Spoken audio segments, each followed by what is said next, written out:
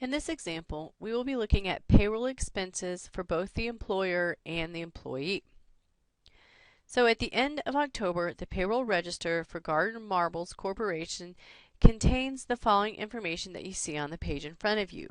It gives us a dollar amount for our wages, our federal income tax withheld, which is an employee portion, state income taxes, Social Security taxes, Medicare taxes, medical insurance deductions, and wages subject to unemployment taxes. So the first thing we have to keep in mind is what is the employee responsible for and then what is the employer responsible for. The employee has withheld Social Security tax, Medicare tax, the medical insurance, their portion, the medical insurance premiums, as well as the federal income tax.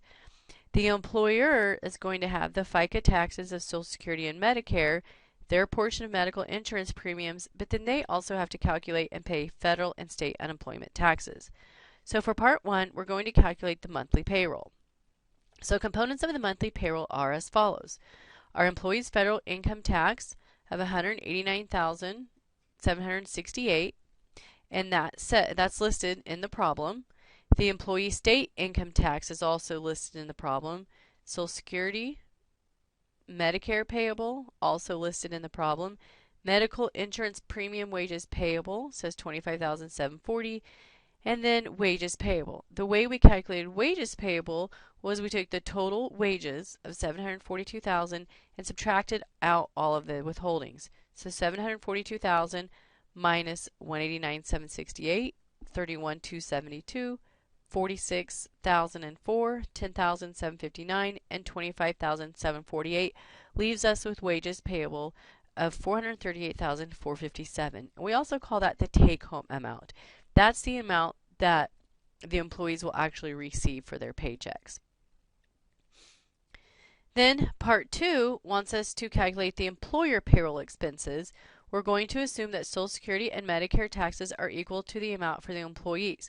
So the employee and the employer both pay Social Security and Medicare taxes.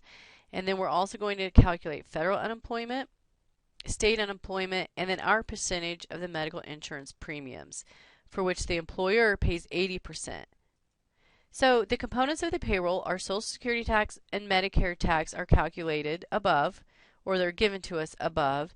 Then we had to calculate medical insurance, federal unemployment, and state unemployment taxes.